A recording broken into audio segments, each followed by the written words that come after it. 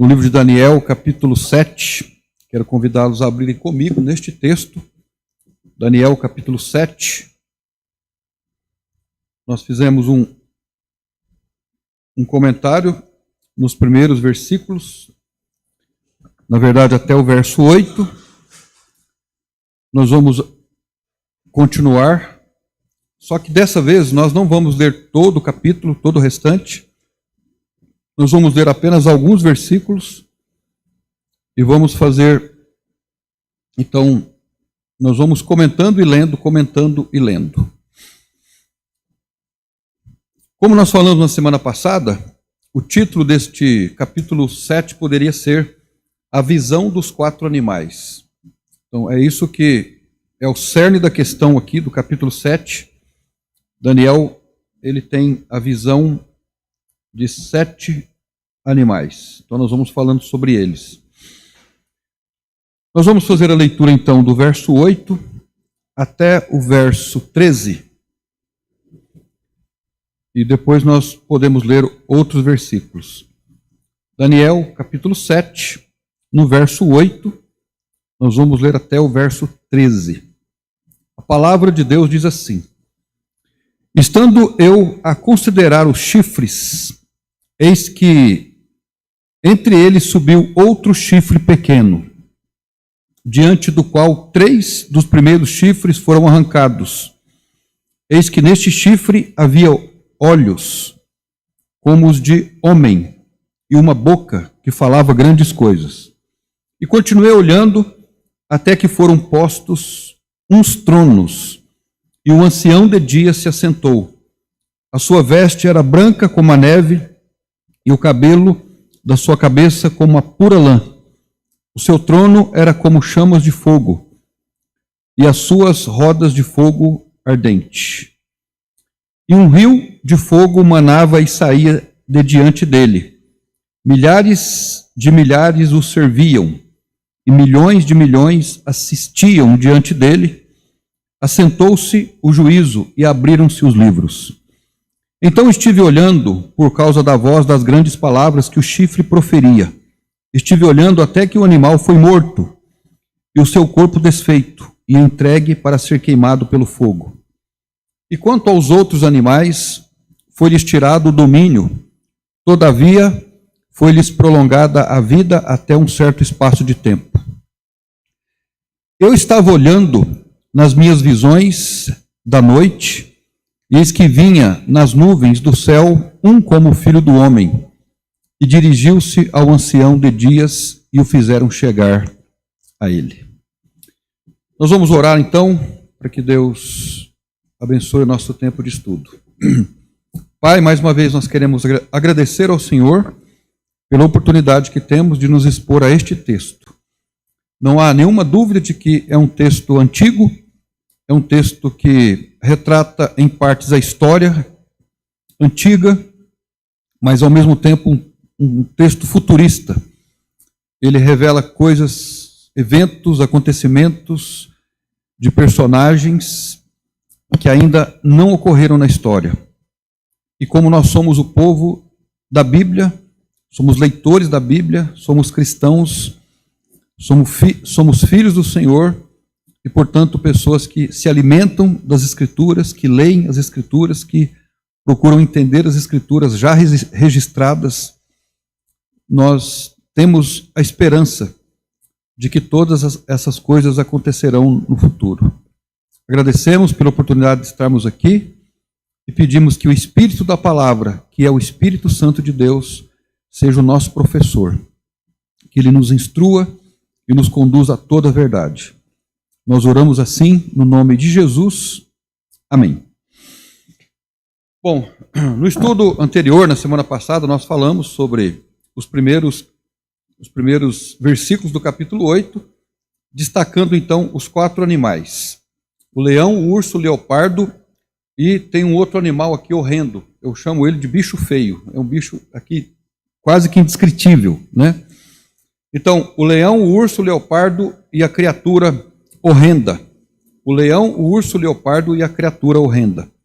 O leão é a Babilônia, o urso é o reino medo-persa, o leopardo, o Império Grego, e a criatura horrenda é o Império Romano. Então foi sobre isso que nós falamos. E nós vamos continuar então, a partir do verso 8, ele é o ponto de transição, onde nós paramos, e daqui nós vamos seguir adiante. O verso 8 nos diz assim: estando eu a considerar os chifres, eis que entre eles subiu outro chifre pequeno, diante do qual 3 dos primeiros chifres foram arrancados. Eis que neste chifre havia olhos, como os de homem, e uma boca que falava grandes coisas. Então, nós vamos fazer um comentário sobre este pequeno chifre que é levantado aqui. E o comentário seria mais ou menos esse. Nós falamos sobre, na visão de Daniel, ele vê os 4 animais.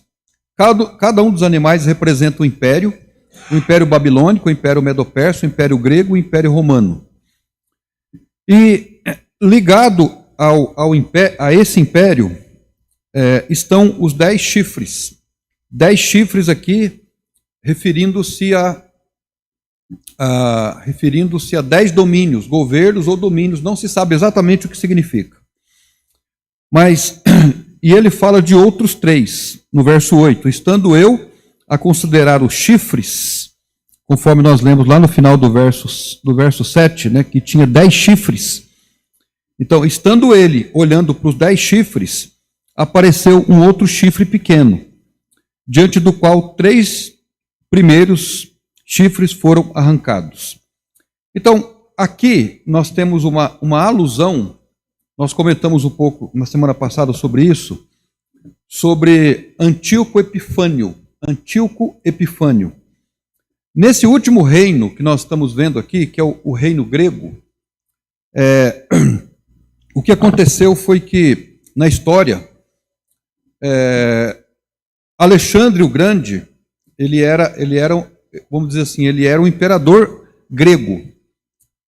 E ele não deixou alguém que fosse capaz de levar adiante todo o reinado dele, todas as conquistas dele. E quando ele morreu, como nós falamos na semana passada, aos 32 anos, morreu ainda muito novo, o seu reinado foi dividido. E algumas pessoas então vieram e ocuparam. Foram ele, Cassandro, Lisímaco, Seleuco e Ptolomeu. E esse Antíoco Epifânio que nós estamos falando aqui, ele descendeu da família dos Seleucidas. Quando nós estudamos sobre a história dos Macabeus, a história dos Macabeus, ela se deu naquele período do último profeta, Malaquias, até o Novo Testamento. Esse é considerado o período de silêncio, em que não houve um profeta que falasse. Mas foi um período de muita turbulência em Israel. Os chamados Macabeus, eles eram judeus piedosos, eram judeus que levavam muito a sério as coisas de Deus, e eles foram fortemente perseguidos por esse Antíoco Epifânio.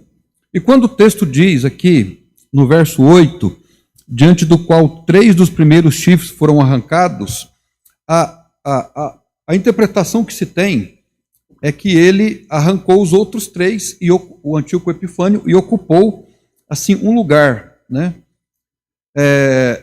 E, na verdade, ele não era alguém que assumiu o trono de maneira legítima. Ele foi um impostor.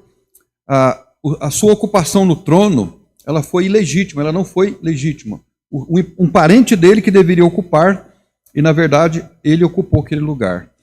Agora, isso que nós estamos falando é história, mas é muito interessante a forma como a história se encaixa com as profecias bíblicas. Os estudiosos da Bíblia, eles não têm nenhuma questão com isso.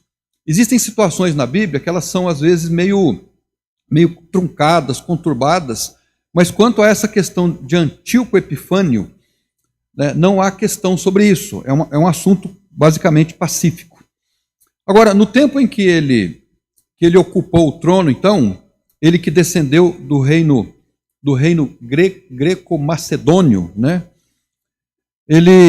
Aqui ele é a figura do leopardo, ele começou a perseguir os cristãos, perseguir os judeus.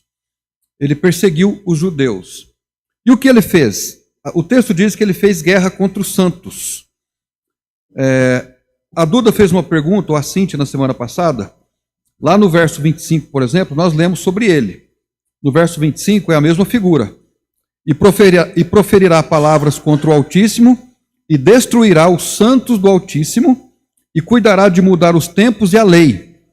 Eles serão entregues na sua mão por um tempo, e tempos e metade de um tempo. Agora, aqui, sobre essa questão de mudar a lei, o que aconteceu é que ele estava perseguindo os judeus no período dos Macabeus, esse Antíoco Epifânio.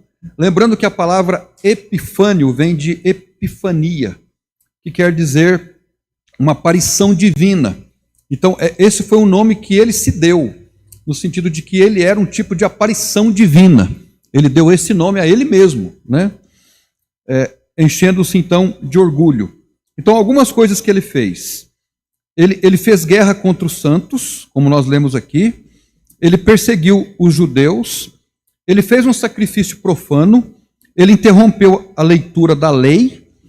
E ele proibiu a guarda do sábado. Ele fez isso contra os judeus. Então, quando nós lemos aqui, no verso 25, que ele cuidará de mudar os tempos da lei e serão entregues na sua mão por um tempo e metade de um tempo, isso significa que ele fez perseguição por um determinado tempo contra os judeus, isso no período dos Macabeus. Ok? Agora, deixa eu fazer uma pergunta para os irmãos aqui. Vocês ouviram que recentemente lá na Austrália, esse final de semana eu acho, aconteceu lá um atentado contra os judeus. Alguém viu isso? Na Austrália, houve um investimento, um atentado contra os judeus. Se eu não estou enganado, foram mortos 15 judeus e muitos outros foram atingidos. Você sabia por que eles fizeram isso? O que estava acontecendo? Vamos tentar entender a história. Nesse tempo aqui, que Antíoco Epifânio estava agindo contra o povo de Deus, proibindo a guarda do sábado para o judeu, proibindo a leitura da lei, ele investiu contra os judeus. E levantou-se nessa época um homem chamado Judas Macabeus. Houve um levante, uma revolução contra o Antíoco Epifânio. E aí, os judeus, então, eles venceram. Eles venceram e retomaram aquilo que era para eles importante. Por exemplo, lá no texto de Mateus 24, a Bíblia tem uma expressão lá que é interessante, a gente pode estudar isso em algum momento, sobre a abominação desoladora de que falou o profeta Daniel. Os irmãos se lembram? Lá em Mateus 24. Essa abominação desoladora, ou abominação da desolação de Mateus 24, na visão dos estudiosos, refere-se ao fato de que Antíoco Epifânio teria sacrificado um porco no templo em Jerusalém. Um porco é considerado um animal imundo, e ele apresentou um corpo no templo, no santuário de Deus, afrontando então toda a religião, todas as crenças, inclusive o Deus dos judeus. Só que o levante desse Judas Macabeu, no ano 164 a.C., fez com que eles purificassem o templo e voltassem a guardar o sábado normalmente e continuassem a lei.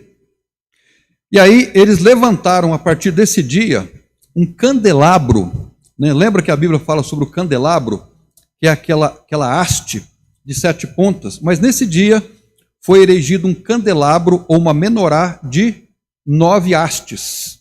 A partir desse dia, no ano 164 a.C., com o levante de Judas Macabeu, a purificação do templo, começaram a praticar uma festa em Israel.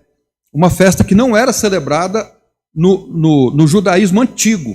Ele passou a ser celebrado no ano 164 a.C. Alguém sabe o nome dessa festa? Alguém já ouviu falar nessa festa? Que é comemorada até hoje pelos judeus. É a festa de Chanukah. Chanukah. Então, agora eu pergunto aos irmãos, o que os judeus Os judeus que foram mortos lá na Austrália, na semana passada, no final de semana, estavam fazendo lá na praia, lá na Austrália, eles estavam celebrando a Chanukah, no momento em que eles foram atingidos e mortos. Então, foi uma expressão do antissemitismo, que continua crescendo no mundo, né? O ódio pelos judeus continua crescendo. Então, veja, a festa que esses judeus que foram mortos lá na Austrália recentemente, ela foi inaugurada exatamente por conta dessa história em que Antíoco Epifânio revoltou-se contra o povo de Israel, perseguindo os santos, proibindo a lei, a leitura da lei, proibindo o sábado. Mas o levante que houve em Israel naquela época fez com que eles reconsagrassem o templo e voltassem a praticar a sua religião. A palavra Hanukkah ou Chanukah significa dedicação. Eles rededicaram o templo a Deus e voltaram às atividades normais. Tanto que quando Jesus veio, 164 anos depois desse episódio, o templo em Jerusalém estava em pleno exercício. As coisas estavam funcionando tudo normalmente, ok? Então, Antíoco Epifânio, ele é amplamente compreendido na interpretação cristã como um tipo de anticristo. É por isso que nós falamos aqui, as expressões que são ligadas a ele aqui, no texto de Daniel, elas são históricas, descrevendo o que Antíoco Epifânio fez. Ele se revoltou contra o povo de Deus, ele perseguiu os santos, ele perverteu a lei, né, proibiu a lei, como nós lemos, e cuidará em mudar os tempos e a lei. Então aqui, em relação à pergunta da Duda ou da Cíntia, não sei, na semana passada, a aplicação ela tem um sentido duplo. O sentido em que o texto se aplica a Antíoco Epifânio refere-se ao fato de que ele proibiu a guarda do sábado, proibiu a leitura da lei e fez com que o povo não se voltasse mais para suas crenças. Agora, aplicado a esse texto ao anticristo, porque o Antíoco Epifânio é um tipo de anticristo. Ele é um tipo de anticristo. Ou seja, existem semelhanças entre eles. Então, o texto aqui se aplica tanto ao Antíoco Epifânio, como se aplica também ao anticristo. Como nós lemos agora há pouco, lá no texto de Apocalipse, capítulo 13, o capítulo 13 especificamente é um texto profético, no sentido de que o tempo de Nabucodonosor, de Antíoco Epifânio, já tinha passado muito tempo. Então vamos pensar, por exemplo, no momento em que João escreve Apocalipse, no ano 90, 92 depois de Cristo, considerando os 164 anos antes de Cristo, onde estava Antíoco Epifânio, então nós temos aí uma distância de 150 anos entre o texto de Daniel, desse acontecimento de Daniel escreveu antes, né? E essa história que aconteceu aqui no capítulo 13 de Apocalipse. Então, olha para ver como a Bíblia vai se amarrando, se entrelaçando, costurando, né, eventos na história sem que haja nenhum problema nesse sentido. Então, o que nós estamos querendo dizer aqui aos irmãos? Espero não estar confundindo, né? O texto aqui nos fala sobre Antíoco Epifânio, mas, ao mesmo tempo, o texto ele repercute para referir-se ao anticristo. Então, é uma profecia que se cumpre, como diz um estudioso da Bíblia, ela fica grávida para se cumprir de novo.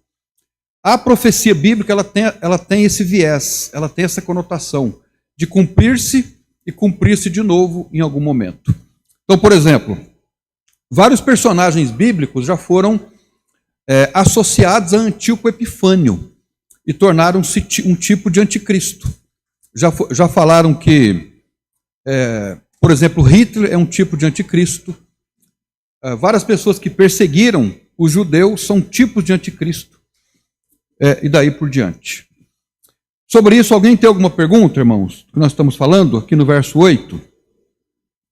Nessa transição? Porque quando nós estamos lendo aqui no verso 8 sobre o chifre pequeno,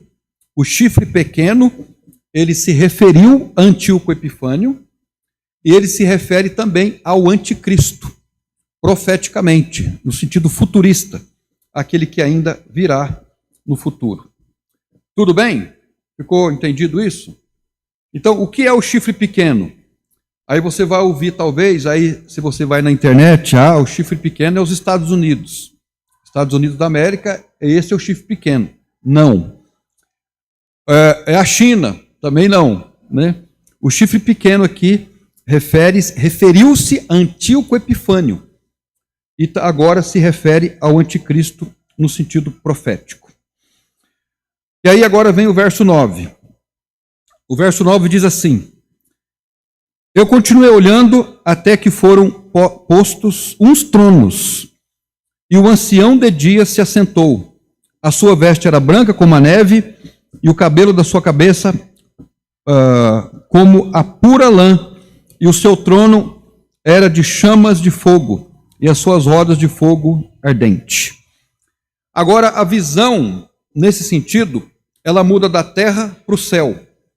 Ou seja, antes que o poder humano seja plenamente descrito, Daniel contempla o tribunal divino.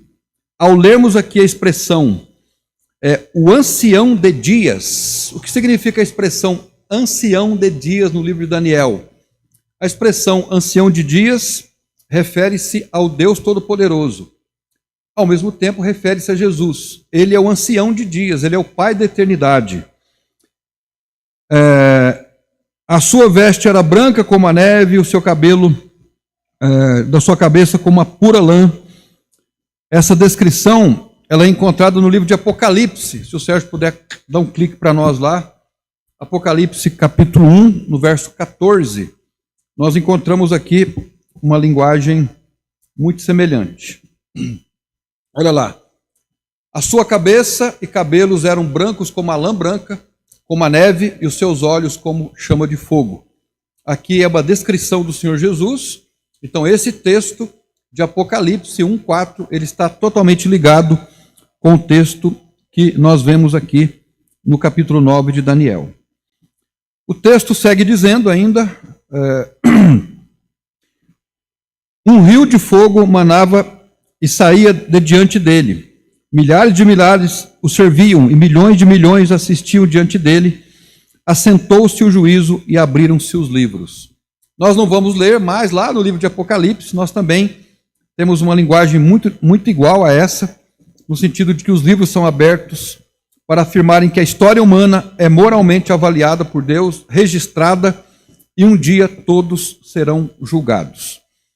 Então, no versículo 8, a visão do chifre pequeno. O chifre pequeno referiu-se a Antíoco Epifânio e refere-se ao anticristo, no sentido futurista. Os versículos 9 e 10 nos falam sobre o trono celestial. E agora, os versículos 9 e 12 nos falam sobre a condenação do quarto animal. Veja comigo o versículo 11. Então estive olhando por causa da voz das grandes palavras que o chifre proferia. Então, o chifre pequeno, o Antíoco Epifânio, ou o anticristo no sentido profético, ele proferia grandes palavras. Estive olhando até que o quarto animal foi morto. Desculpa, até que o animal foi morto, e o corpo desfeito, entregue para ser queimado pelo fogo. E quanto aos outros animais, foi-lhe tirado o domínio, todavia lhes prolongada a vida até o certo espaço de tempo. Agora, o que significa então os versos 11 e 12? Eu li aqui o quarto animal. Foi aqui que eu li o quarto animal? Na verdade, a palavra o quarto animal não está aqui, mas refere-se ao quarto animal, né? Refere-se ao quarto animal. Então, esse quarto animal, ele será destruído. O que significa tudo isso? Qual é o primeiro animal na visão de Daniel? Qual foi o primeiro? O leão, refere-se à Babilônia. O segundo, o urso, refere-se aos medos e persas. O terceiro, como? O leopardo. E o quarto? Terrível animal, que é o Império Romano, né? Então, esse animal, ele foi morto. Ele foi morto. Totalmente extinto da face da terra. e será julgado por Deus, né? No seu juízo. E lá no livro de Apocalipse, nós encontramos isso. Agora, fazendo aqui um comentário, irmão, sobre essa questão do quarto animal. Lá no livro de Apocalipse, nós lemos sobre o quarto animal. O quarto animal é o Império Romano. Nós já vimos, ao estudarmos Apocalipse, que o Império Romano, ele acabou, ele se extinguiu como império. Mas ele será uma besta que será reavivada. Quase tudo que existia no Império Romano está influenciando a nossa cultura hoje. Alguém poderia citar, por exemplo, poderia citar algum exemplo do que fez parte, de um componente que fez parte do Império Romano, ou também chamado mundo greco-romano, e que está presente na nossa cultura hoje, principalmente na cultura ocidental? O que, por exemplo? Nós temos as artes, nós temos a questão do Senado, do Parlamento, República, nós temos a mesma política do pão e circo, ou seja, diversão, estômago cheio e controle das massas. Essa era uma dinâmica do Império Romano, né? Era a política do pão e circo. Isso continua nos nossos dias hoje, vivo da Silva.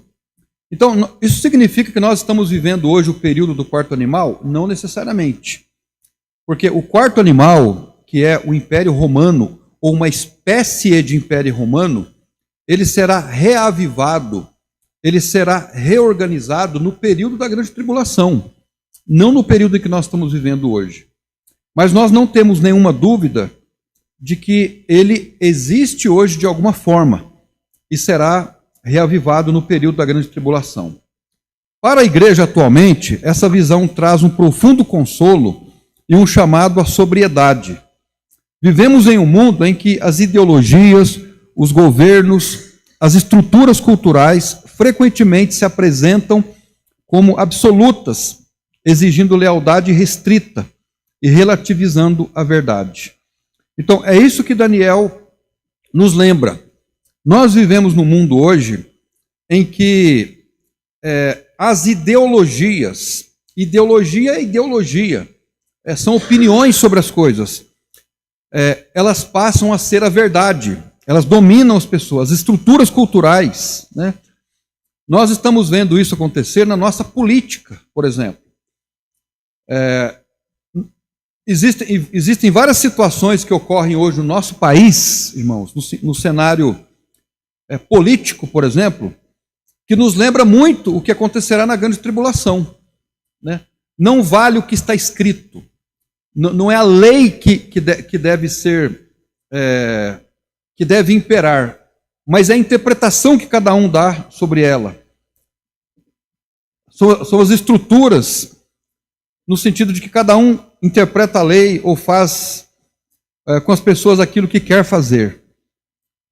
E tudo isso nos faz pensar que os governos querem exercer hegemonia, querem agir como grandes ditadores, como já aconteceu na história, mas que há um reino que virá, nós vamos falar sobre ele agora, e essa deve ser a esperança da igreja. Mesmo no nosso tempo, esse texto reconhece que há um perigo de que os santos sofram. A igreja, conforme nós já temos aprendido, é afligida, marginalizada, em muitos contextos ela é perseguida. Então, a igreja do Senhor Jesus Cristo, nós os cristãos, nós sempre vamos ser perseguidos. Agora, essa perseguição não é a perseguição da Grande Tribulação, mas é uma perseguição que pode ser que nós enfrentemos, e na verdade, sob muitos aspectos, nós já estamos enfrentando. Na visão pré-tribulacionista, a igreja sofre no mundo, mas ela não enfrenta a ira de Deus, a ira escatológica de Deus. A igreja passa por tribulações, mas não pela grande tribulação. O quarto animal ainda é futuro, mas o seu espírito já opera. E o apóstolo Paulo usa uma linguagem para explicar sobre isso, sobre o mistério da impiedade. Os tentáculos deste quarto reino, eles já se movem mas o seu corpo ainda não se levantou. É como se fosse lembra do polvo? O polvo é aquele animal marinho que tem aqueles grandes tentáculos, né? Então, esse quarto animal, esse império romano, que será reavivado, eu acredito que ele está deitado, imóvel, mas os seus tentáculos já estão se movimentando no mundo hoje, agindo contra a igreja, contra o povo de Deus. Então, o seu espírito já opera, ele não está totalmente ativo, mas os seus tentáculos, o seu espírito já se move. A igreja, ela, por conta disso, ela sofre, mas ela deve continuar vigiando e esperando confiantemente no Senhor. Então, nós vivemos hoje num regime anti-Deus, anti-palavra de Deus. E nós, às vezes, alimentamos uma expectativa, essa é a expectativa de brasileiro, né? Eu acredito que o brasileiro tem os seus defeitos, nós temos, mas a gente é relativamente um povo otimista. A gente pensa assim, as coisas vão melhorar, virá um outro governo, as coisas não vão melhorar. Elas não vão melhorar. Porque o mistério da impiedade, conforme o apóstolo Paulo nos ensina, que eu acredito que seria esse mesmo quarto poder, ele é um processo histórico que vem se desenvolvendo, e ele parece atingir o seu clímax. Ou seja, nós estamos chegando num ponto em que o controle do mal, né, o controle do anticristo, ele já existe sobre a igreja, embora esse controle só será total quando a igreja for arrebatada. Nos lembrando das palavras de Paulo, né, que agora há só um que o retém, ou que o detém, até que do meio seja tirado. E aí então será revelado o iníquo. Então, o anticristo não colocou todos os seus tentáculos no mundo ainda, ele não se levantou ainda, porque a igreja ainda está aqui. Mas quando a igreja for removida, ele então fará isso e exercerá o total controle. Então, o verso 11 aqui, nesse sentido, os versos 11 e 12, ele já dá a sentença de que esse animal, ele será morto. Aos olhos de Daniel, ele será extinto da face da terra. Mas até que isso aconteça, ele ainda virá a existir no nosso tempo. Então, por exemplo, lá no texto de Apocalipse capítulo 13, nós vemos as duas bestas, né? Uma que emerge do mar e outra da terra. Então, está se referindo sobre isso aqui, lá. Só que lá em Apocalipse 19, essa mesma besta será lançada no lago de fogo, onde está o falso profeta, né? Então aí é o final de todas as coisas, ok? Agora, os versos 13 e 14. Alguém tem alguma pergunta sobre isso que nós falamos até aqui? Sobre o que nós falamos até aqui? Os versos 13 e 14 nos falam sobre o Filho do Homem. Verso 13. Eu estava olhando nas minhas visões da noite, eis que vinha na nuvem do céu um como o Filho do Homem, que dirigiu-se ao ancião de dias, e fizeram chegar até ele. Agora eu faço uma pergunta. Quem é o ancião de dias? O Deus Pai. E quem é o Filho do Homem? O Senhor Jesus. Jesus é o Filho do Homem. E o texto de Mateus nos fala sobre isso. Quando vier o Filho do Homem, porventura achará fé na terra? Então Jesus é o Filho do Homem. Agora, aí no final do verso 13, nós lemos essa expressão, e o fizeram chegar até ele. O que significa essa expressão? Significa, é uma expressão que fazia parte de uma cerimônia. Significa que o Filho do Homem foi colocado cerimonialmente no trono. Ou seja, ele é o Rei dos Reis. Ele é o Rei que está sobre todos os demais tronos. Agora, veja então o verso 14. Nesse sentido que nós estamos falando. E foi-lhe dado todo o domínio e honra e o reino para todos os povos, nações e línguas o servissem. E o seu domínio é um domínio eterno, e não passará, e o seu reino tal que não será destruído. Então, aqui falando sobre o reino de Cristo. Vamos fazer uma síntese aqui agora, então, rapidinho. O primeiro reino é a Babilônia, representada pelo leão. O segundo reino é o reino medo-persa, representado pelo urso. O terceiro reino é o leopardo, é o reino grego, representado pelo leopardo. O quarto reino é o Império Romano, representado pelo bicho feio, pela criatura horrenda. Né? E esse bicho feio, essa criatura horrenda, ela é reavivada, lá em Apocalipse capítulo 13. Mas depois ele é morto. Mas antes que isso aconteça, aparece esse outro chifre. O outro chifre não é o quarto reino, é um outro chifre, é a pessoa do anticristo. Então o anticristo, ele usará esse quarto reino como uma ferramenta para atingir os seus objetivos.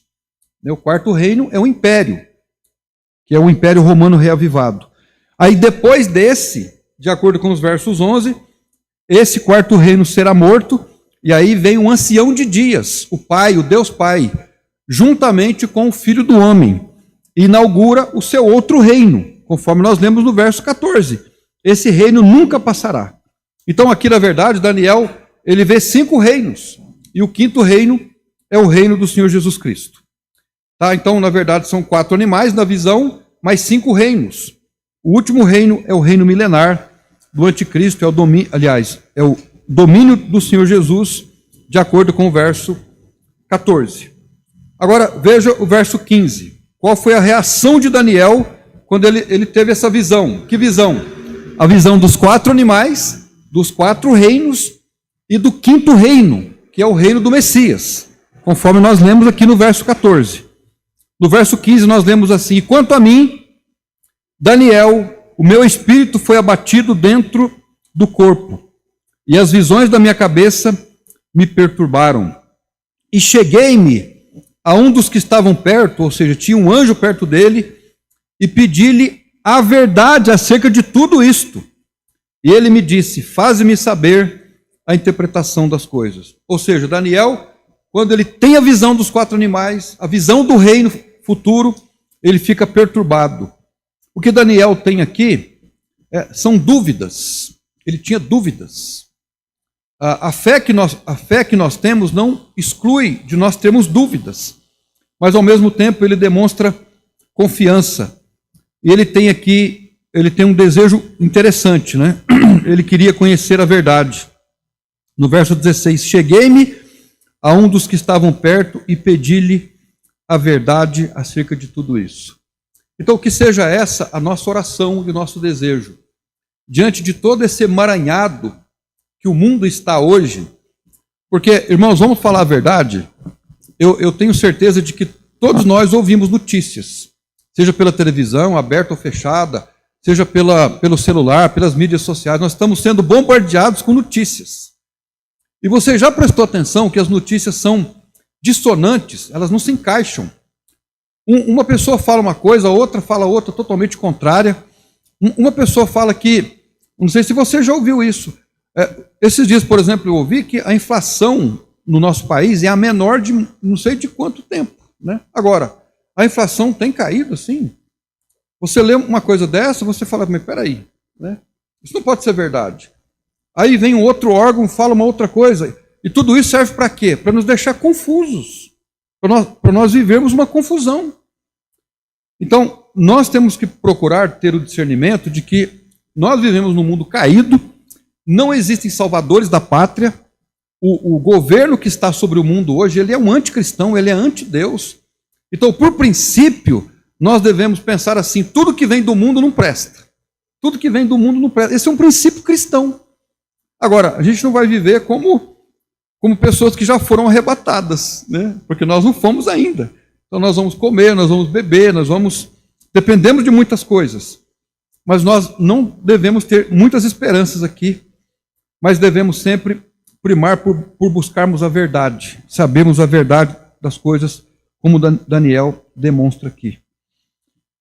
Nos versos 17 e 18, ele tem uma interpretação geral, né? Aqui, o verso 17 diz: estes grandes animais que são quatro reis que se levantarão da terra. Então aqui ele dá a interpretação no verso 18.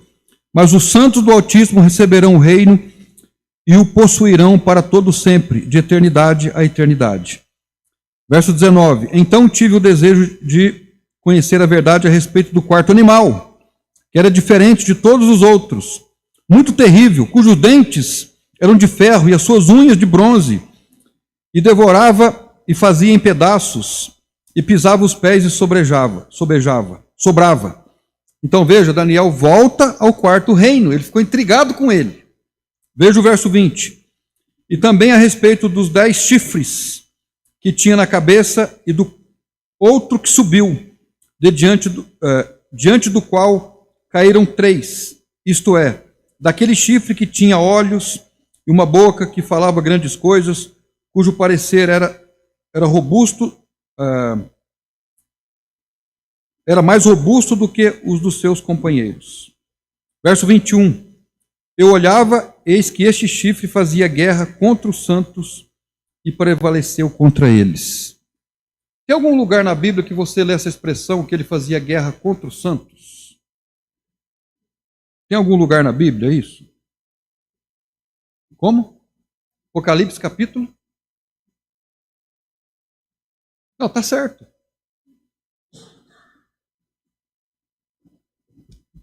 Olha o que eu acho interessante aqui, irmãos.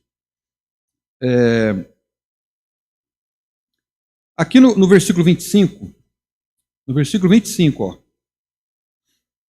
E proferirá palavras contra o Altíssimo, destruirá os santos do Altíssimo. Agora, lá em Apocalipse capítulo 13, Apocalipse capítulo 13. Pode ler, Lucas, por favor.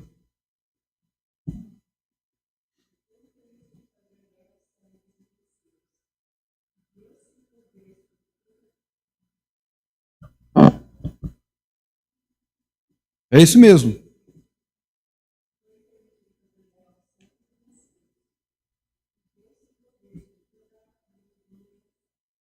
Então, agora, eu só queria, eu vou terminar, eu só queria chamar atenção para isso.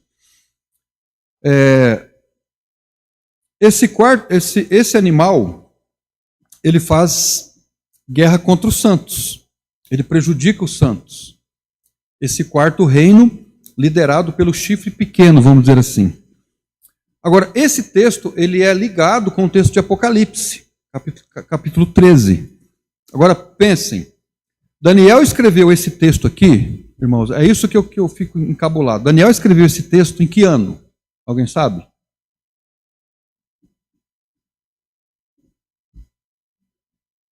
No 5º século antes de Cristo. Ele escreveu no 5º século antes de Cristo. Melhor dizendo, no 6º século, no ano 500 e alguma coisa. Antes de Cristo. Essa história que nós estamos falando, de Antíoco Epifânio, né, e ao mesmo tempo do Império Romano, que o Império Romano começou logo depois dessa crise que houve entre os gregos, 92 anos depois que foi escrito o livro de Apocalipse. Então o livro de Apocalipse foi escrito para as igrejas, não foi escrito para os judeus. Entende? Então é por isso que nós concluímos que a profecia bíblica, ela se cumpre na história e ela se cumpre no futuro. Porque isso não aconteceu ainda. Né? Então, no período da grande tribulação, o anticristo, o chifre pequeno, ele fará guerra aos santos, aos judeus, como Antíoco Epifânio fez na história, no ano 160 e poucos antes de Cristo. Então, é isso que me deixa assim, às vezes de boca aberta, como que a Bíblia pode... Né? Então, não tem como você fazer uma afirmação de que a Bíblia é um livro comum. Porque estes textos, vistos do ponto de vista histórico, eles batem. Entende a questão? E como que alguém pode dizer que a Bíblia é um livro que aceita qualquer coisa? Né? Então, irmãos, aí nós vamos encerrando, né, o estudo no capítulo 7. Aí ele vai repetindo a ideia do reino que virá, que é o reino do Senhor. E lá no verso 28 ele diz, aqui terminou o assunto.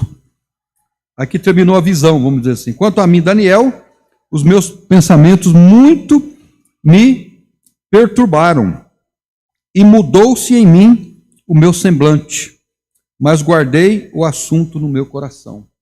Olha que interessante, ele guardou aquilo para ele, porque se ele fosse começar a falar para muita gente, iam achar que ele era uma pessoa maluca, né?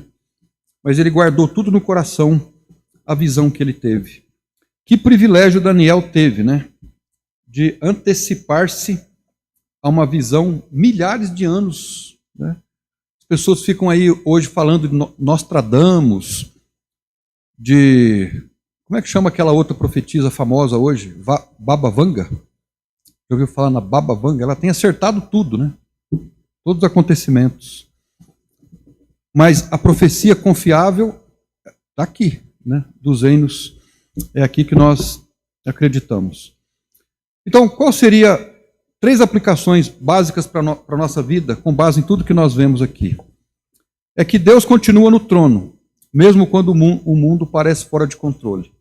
Então a gente olha para o nosso cenário político, a gente pensa assim, o que vai ser de nós? Irmãos, Deus está no controle de tudo, né?